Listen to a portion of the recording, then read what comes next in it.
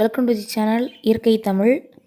நம்ம சேனலில் இன்றைக்கி எதை பற்றி பார்க்க போகிறோன்னா, லவ் பேர்ட்ஸ் பற்றி கொஞ்சம் இன்ஃபர்மேஷன் தாங்க இந்த வீடியோவில் பார்க்க போகிறோம்.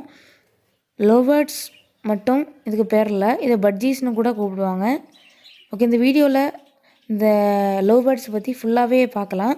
இந்த வீடியோ ஸ்கிப் பண்ணாமல் பாருங்கள். இது ரொம்ப யூஸ்ஃபுல்லாக இருக்கும் உங்களுக்கு. அதுக்கு முன்னாடி நம்ம சேனலை சப்ஸ்கிரைப் பண்ணாதவங்க சப்ஸ்கிரைப் பண்ணிடுங்க. பக்கத்தில் இருக்க பெல் ஐக்கானை கிளிக் பண்ணிடுங்க. இப்போ நான் கூட போடக்கூடிய வீடியோடைய நோட்டிஃபிகேஷன் ஒன்றுக்கு தெரிஞ்சிக்க முடியும். இப்போ வாங்க நம்ம வீடியோக்குள்ளே போயிடலாம். ஃபஸ்ட்டு பார்த்திங்கன்னா, நம்ம எந்த பெட்ஸ் வளர்க்க போனாலும் இந்த ப்ரைஸ் தான் மெயினாக பார்ப்போம். லவ் பேர்ட்ஸ் பார்த்திங்கன்னா 150 ருபீஸ்லேருந்து 350 400 ருபீஸ் வரைக்கும் மார்க்கெட்டில் சேல் ஆகுது. அதுவும் பார்த்திங்கன்னா ஆஃப்ரிக்கன் லவ் பேர்ட்ஸ்லாம் நிறைய இருக்குது. அது 2000 3000 ரேஞ்சு கூட போகும். இதெல்லாம் பார்த்திங்கன்னா சாதாரண லவ் பேர்ட்ஸ். இதெல்லாம் பார்த்திங்கன்னா 150 ருபீஸ்லேருந்து 350 ருபீஸ் வரைக்கும் தான் மார்க்கெட்டில் அவைலபிளாக இருக்குது.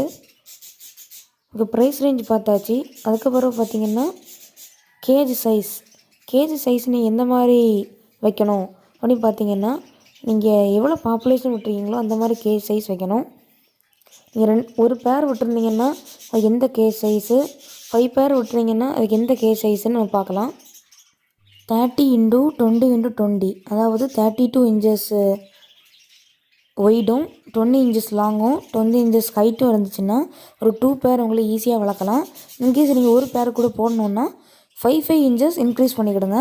அப்போ உங்களுக்கு கரெக்டான அளவில் இருக்கும். அடுத்தது பார்த்திங்கன்னா ஃபுட்டுக்கு பார்த்திங்கன்னா தானிய வகைகள் எல்லாமே சாப்பிடும். எக்ஸாம்பிள் பார்த்திங்கன்னா தினை, அந்த மாதிரி எது வேணால் சாப்பிடும். அடுத்தது நீங்கள் எண்ணெய்க்கும் க்ளீன் வாட்டர் வச்சு கொடுக்கணும். அப்போ தான் டிசீஸ் அஃபெக்ட் ஆகாது. அடுத்து பார்த்திங்கன்னா வெஜிடபிள்ஸ், எல்லா வெஜிடபிளுமே சாப்பிடும். ஃப்ரூட்ஸும் பார்த்திங்கன்னா எல்லாமே சாப்பிடும். கார்ன் அந்த மாதிரி எல்லாமே சாப்பிடும். அதுக்கப்புறம் பார்த்திங்கன்னா கீரை வகைகள் நீங்கள் எந்த கீரை கொடுத்தாலும் சாப்பிடும். எக்ஸாம்பிள் பார்த்திங்கன்னா புதினா கொடுக்கலாம், மல்லித்தழை கொடுக்கலாம். அடுத்து வீக்லி ஒன்ஸாவது முருங்கை இலை கொடுங்க. அது ரொம்பவே நோய் எதிர்ப்பு சக்தி, அதுக்கு ரொம்பவே ஹெல்த்தியாக இருக்கும். அடுத்து பார்த்திங்கன்னா கால்சியம் உள்ளதாக கட்டில் போன்லாம் கொடுக்கலாம். அடுத்து அவிச்ச முட்டை கூட நீங்கள் அதை யூஸ் பண்ணலாம். இந்த மாதிரி கொடுத்தீங்கன்னா அது ரொம்ப ஹெல்த்தியாக இருக்கும். கால்சியம் குறைபாடு இருக்காது அதுக்கு.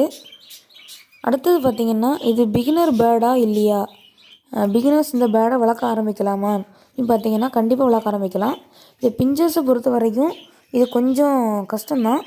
ஆனால் நீங்கள் பிஞ்சர்ஸை காட்டிலும் இதை கொஞ்சம் ஈஸியாக வளர்க்கலாம். பார்த்திங்கன்னா ப்ரைஸ் ரேஞ்சு குறைவாக இருக்குது.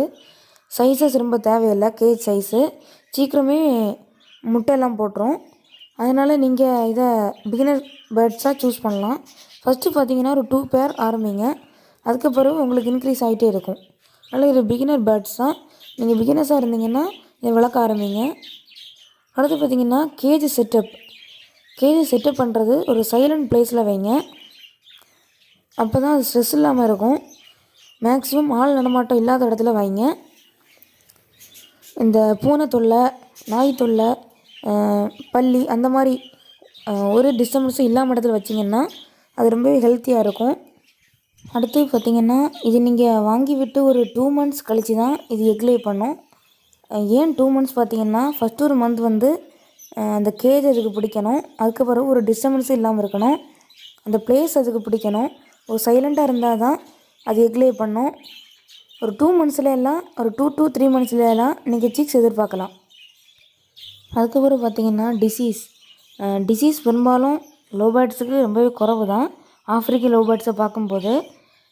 ஆனால் பார்த்திங்கன்னா லவ் பேர்ட்ஸுக்கு வந்து டிசீஸ் மேஜராக வரக்கூடிய டிசீஸ் பார்த்திங்கன்னா, இந்த கோல்டில் ஒரு டிசீஸ் அஃபெக்ட் ஆகும். அதுக்கப்புறம் அதுக்கப்புறவு சம்மர் சீசன்லேயும் சில டிசீஸ் அஃபெக்ட் ஆகும்.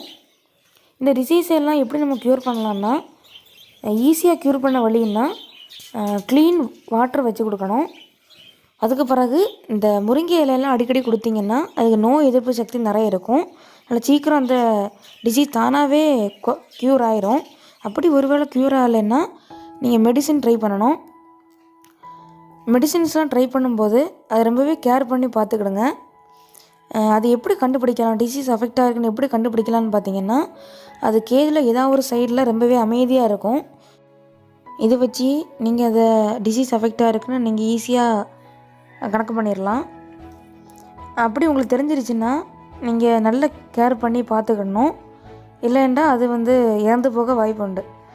ஓகே, இந்த வீடியோ பிடிச்சிருந்தா லைக் பண்ணுங்கள். தேங்க்ஸ் ஃபார் வாட்சிங்.